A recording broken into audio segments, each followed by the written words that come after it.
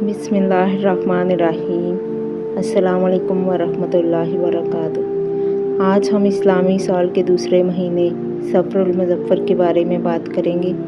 बदकिस्मती से हमारे माशरे में इस महीने के बारे में बहुत सी गलतफहमियाँ और बेबुनियाद अक़ाइद पाए जाते हैं। बाज़ लोग इसे नहूसत वाला महीना समझते हैं, शादी ब्याह से गुरेज करते हैं, नए कारोबार शुरू नहीं करते या सफ़र से डरते हैं, जबकि इस्लाम ने ऐसी किसी बात की तालीम नहीं दी।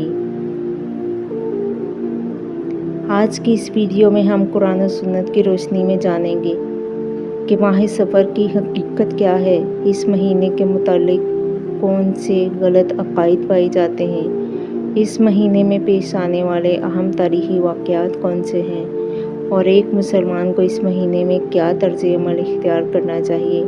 अल्लाह ताला इरशाद फरमाते हैं, बेशक अल्लाह के नज़दीक महीनों की तादाद 12 है। इस आयत से मालूम हुआ कि तमाम इस्लामी महीने अल्लाह ताला की तरफ से मुकर्रर हैं और किसी महीने को बज़ाते खुद मनहूस करार देना दुरुस्त नहीं। सफ़र के मुतालिक गलत अक़ीदा। रसूलुल्लाह सल्लल्लाहु अलैहि वसल्लम ने फरमाया, ना बीमारी खुद ब खुद मुंतकिल होती है अल्लाह के हुक्म के बगैर, ना बदशगुनी की कोई हकीकत है, ना हामा की और ना ही सफ़र की नहूसत है। इस हदीस से वाज़ेह होता है कि माह सफ़र को मनहूस समझना जाहिलियत का अक़ीदा था, जिसे इस्लाम ने ख़त्म कर दिया। माह सफ़र के अहम तारीख़ी वाक़यात। नंबर 1, ग़ज़वा अबवा यानी वदान। हिजरत के बाद रसूलुल्लाह सल्लल्लाहु अलैहि वसल्लम ने माह सफ़र में पहला अस्करी सफ़र फरमाया, जिसे ग़ज़वा अबवा या ग़ज़वा वदान कहा जाता है। इस ग़ज़वा में मुसलमानों का मकसद कुरैश की नक़्लो हरकत पर नज़र रखना और मदीना की हिफाजत को मजबूत करना था। अगरचे इस मौका पर बाकायदा जंग नहीं हुई, लेकिन एक अहम मुआहिदा तय पाया, जिससे मुसलमानों की सियासी हैसियत मजबूत हुई। ये वाक़या इस बात की दलील है कि रसूलुल्लाह सल्लल्लाहु अलैहि वसल्लम ने सफ़र को मनहूस नहीं समझा, बल्कि इसी महीने में अहम मुहिम का आगाज़ फरमाया। ग़ज़वा बुआत। माह सफ़र में रसूलुल्लाह सल्लल्लाहु अलैहि वसल्लम ने ग़ज़वा बुआत के लिए भी रवानगी फरमाई।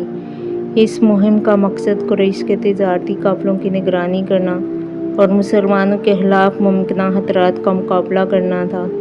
अगर सफ़र मनहूस होता तो रसूलुल्लाह सल्लल्लाहु अलैहि वसल्लम इस महीने में ऐसी अहम मुहिमात का आगाज़ हरगिज़ न फरमाते। वाक़या रजी। तारीख़ इस्लाम के दर्दनाक वाक़यात में से एक वाक़या रजी भी है, जो माह सफ़र में पेश आया।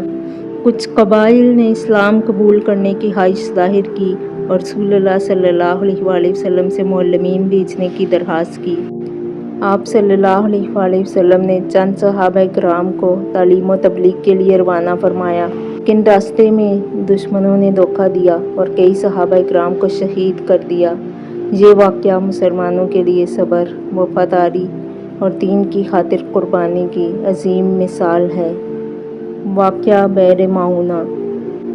माह सफ़र के अहम वाक़यात में बैर माऊना भी शामिल है।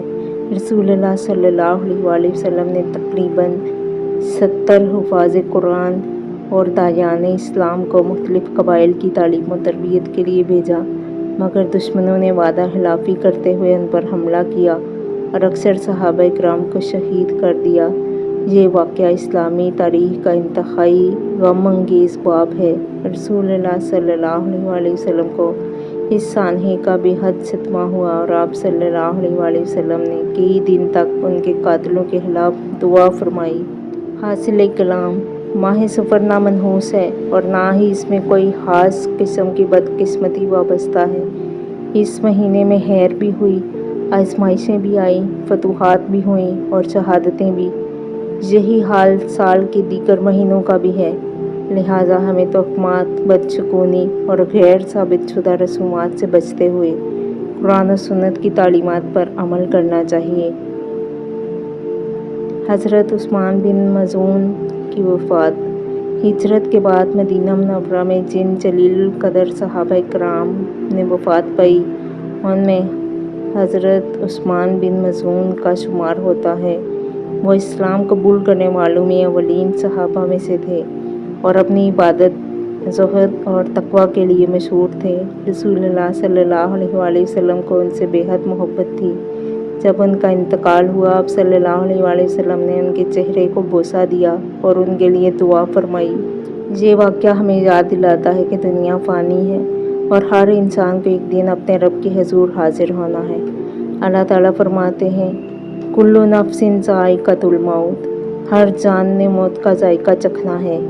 غزوہ خیبر کی تیاری۔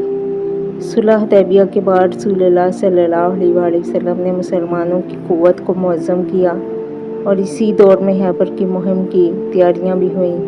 اس سے معلوم ہوتا ہے کہ اسلام میں کسی مہینے کو منحوس سمجھ کر اہم کام مؤخر نہیں کیے جاتے۔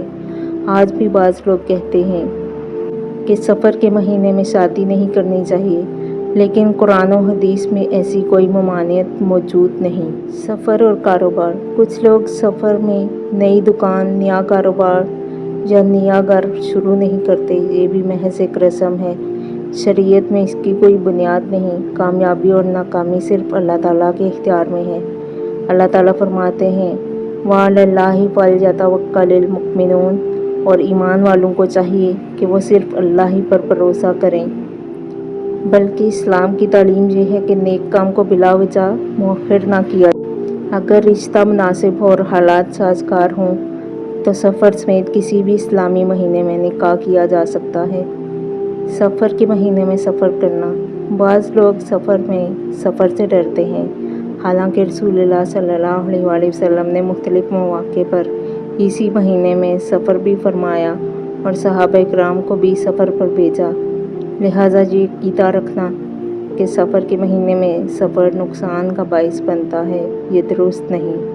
رسول اللہ صلی اللہ علیہ وآلہ وسلم نے فرمایا، جس شخص کو بدشگونی کسی کام سے روک دے، اس نے شرک کی ایک قسم کا ارتکاب کیا۔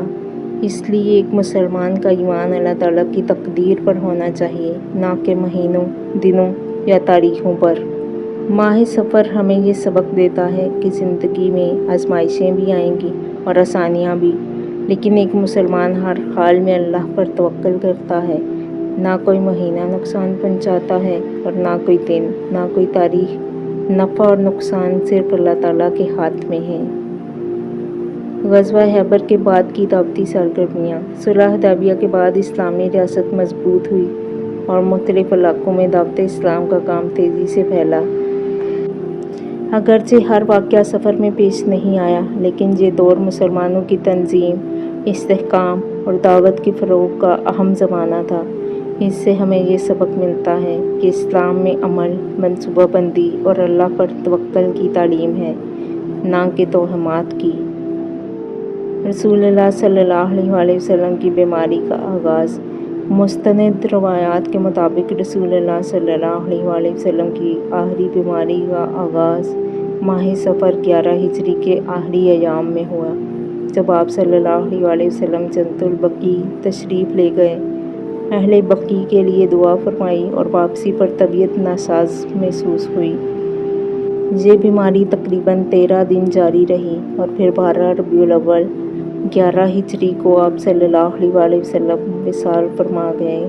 انا للہ و انا الیہ راجعون۔ یہ واقعہ ہمیں یاد دلاتا ہے کہ دنیا میں ہر انسان کو موت کا سامنا کرنا ہے، حتیٰ کہ اللہ کے محبوب رسول صلی اللہ علیہ وآلہ وسلم بھی اس دنیا سے تشریف لے گئے۔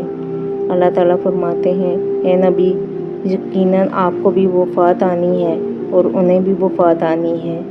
اسلام نے واضح کر دیا کہ کسی مہینے کو بذات خود منحوس سمجھنا درست نہیں۔ رسول اللہ صلی اللہ علیہ وآلہ وسلم نے فرمایا، نہ بدشگونی کی کوئی حقیقت ہے، نہ علو کی نحوست اور نہ سفر کی نحوست۔ یہ حدیث ہر مسلمان کے عقیدے کی اصلاح کرتی ہے۔ اگر کسی کے ساتھ سفر کے مہینے میں کوئی مشکل پیش آ جائے تو اسے سفر کی نحوست نہ سمجھیں، بلکہ یہ اللہ تعالیٰ کی تقدیر ہے۔ اسی طرح اگر اسی مہینے میں خوشی یا کامیابی ملے تو یہ بھی اللہ ہی کا فضل ہے۔ اللہ تعالیٰ فرماتے ہیں، کہہ دیجئے ہمیں وہی پہنچتا ہے جو اللہ نے ہمارے لیے لکھ دیا ہے۔